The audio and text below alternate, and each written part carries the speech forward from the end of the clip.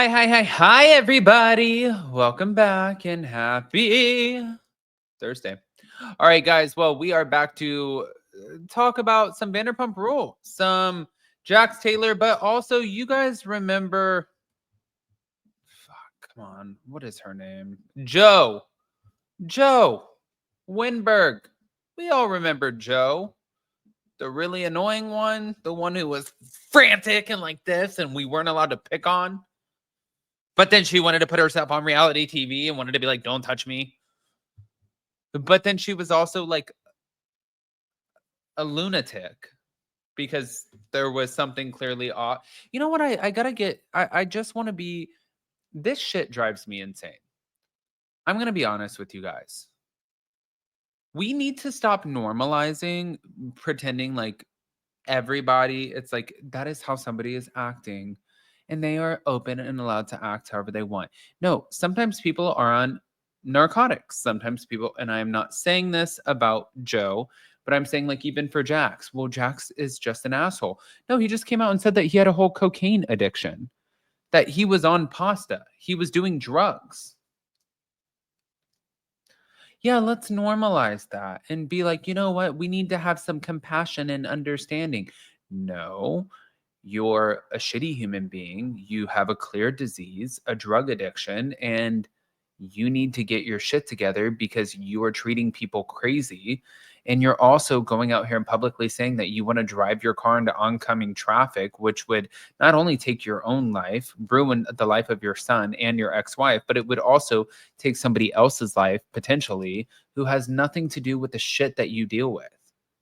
So, no, I don't think that things need to be normalized. I think that sometimes it's okay to say, get some fucking help. Right? Like, sometimes I think that this has gone a little too far. We're going to break into it. So, thank you to Reality Blurb. Joe Winberg slammed Jax Taylor for calling her a crackhead after he recently, and I have opinions on this, opened up about his pasta and alcohol addiction. Meanwhile, Jax shared a cryptic post and update. But it was earlier this week where the Valley Star shared that he's addicted to pasta and alcohol, which is why he checked himself into rehab last year. Though he's now 3 months sober, he's currently still divorcing his wife, Brittany, who separated from him in early 2024.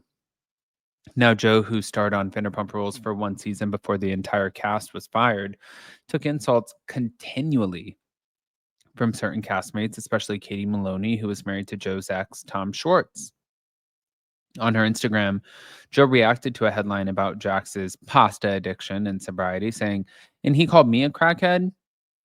But in a separate post, Joe added, listen up, because this is a cautionary tale about the power of words and the importance of giving people grace. So Jax decided to label me a crackhead, and let me be crystal clear, I'm not a crackhead. His thoughtless comments spread like wildfire, and suddenly my life turned upside down.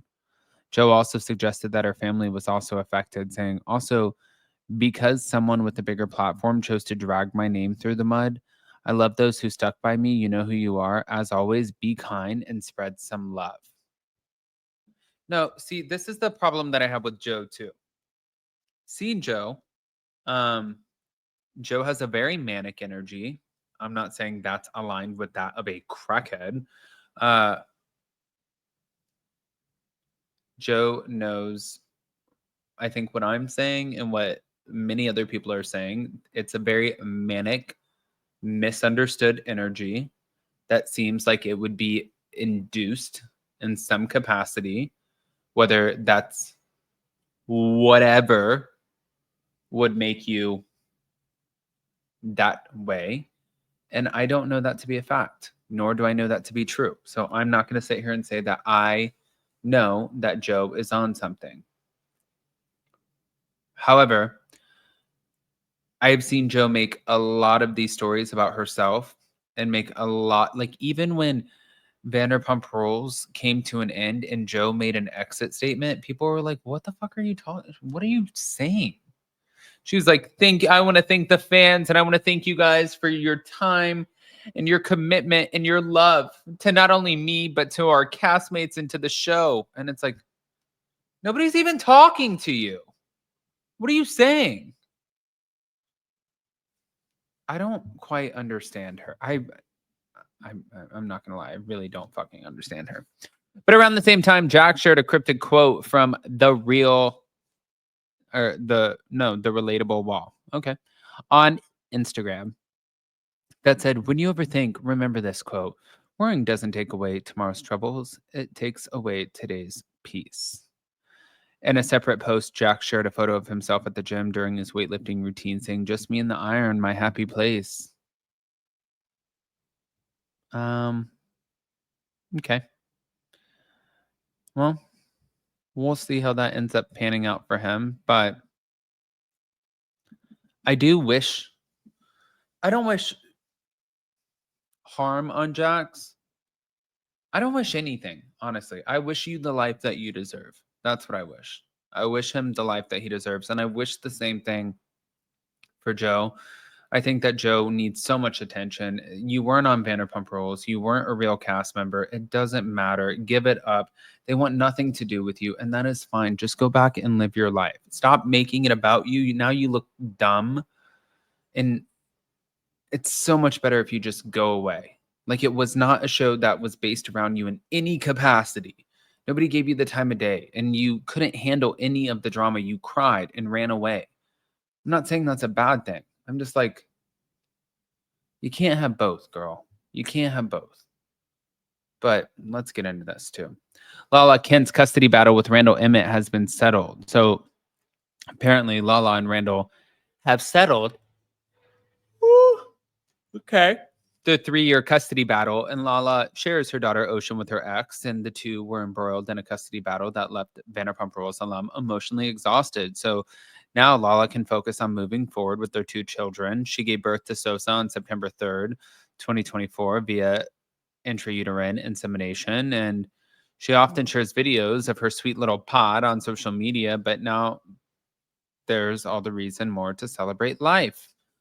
Lala shared the relieving update during an Amazon Live stream on Tuesday, saying, you guys, the custody battle is over. It's officially ended. We're done with it. So there's my tea for the day. After over 3 years, we have signed an agreement that is best for our daughter, Ocean. So I'm very, very happy about that.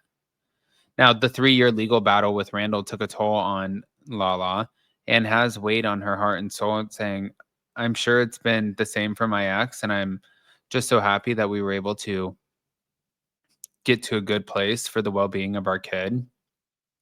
But Lala is not opening up about the details of their arrangement, simply to say that the long and trying process is over, and now she can just focus on raising her 2 girls.